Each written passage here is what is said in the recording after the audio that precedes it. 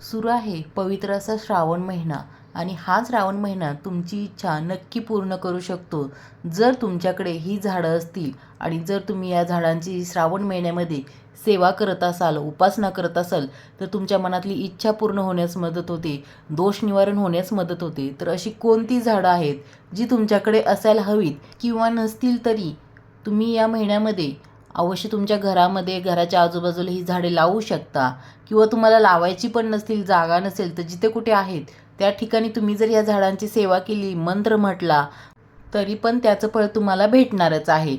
तर नमस्कार मंडळी, श्री स्वामी समर्थ. स्वागत आहे तुमचं आपल्या चॅनलमध्ये.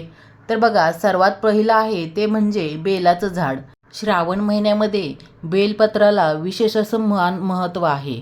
श्रावण महिन्यामध्ये आपण महादेवाची उपासना करतो. श्रावण महिन्याला आपण महादेवाचा महिना सुद्धा म्हणतो आणि महादेवाला कोणती वस्तू प्रिय आहे तर त्यांना बेलपत्र अतिशय प्रिय आहे. हे 3 पानाचं बेलपत्र आपण महादेवांना अर्पण करत असतो. 3 पानाचं बेलपत्र म्हणजे ब्रह्मा, विष्णू, महेश यांचं स्वरूप मानलं जातं.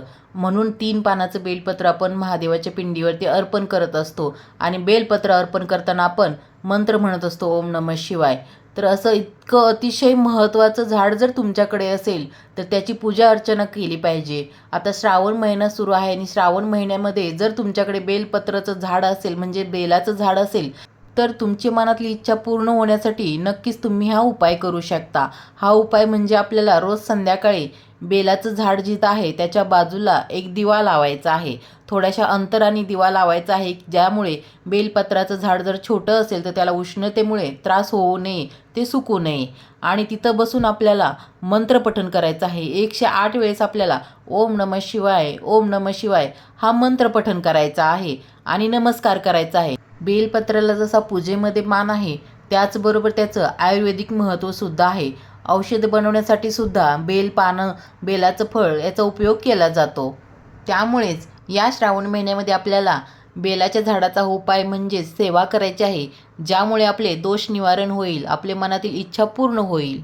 दुसरं झाड म्हणजे तुळस. भारतीय संस्कृतीमध्ये प्रत्येकाच्या घरामध्ये तुळस असतेच आणि तुळशीला आपण देवीचं स्वरूप मानतो. तुळशीची जेव्हा आपण पूजा करतो तेव्हा माता लक्ष्मी, भगवान विष्णूंची आपल्यावरती कृपादृष्टी होत असते.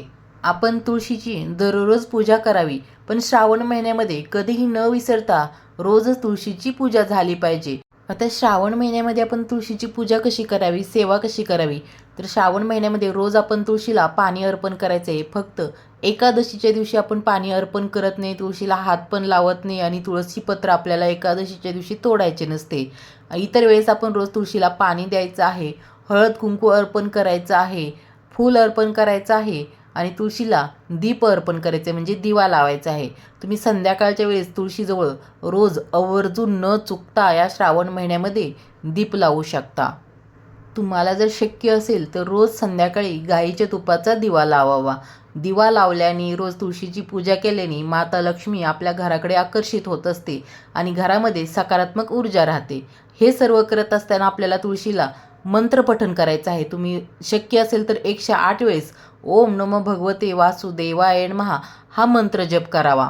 तुळस ही भगवान श्री हरिविष्णूंना अतिशय प्रिय आहे, म्हणूनच तुळशीला विष्णुप्रिया सुद्धा म्हटलं जातं. रोज आपण तुळशीची सेवा केल्याने भगवान श्री हरिविष्णूंची कृपादृष्टी आपल्यावर राहणार आहे आणि जिथं भगवान श्री हरिविष्णूंची कृपा होते तिथे माता लक्ष्मी आपोआपच येत असते.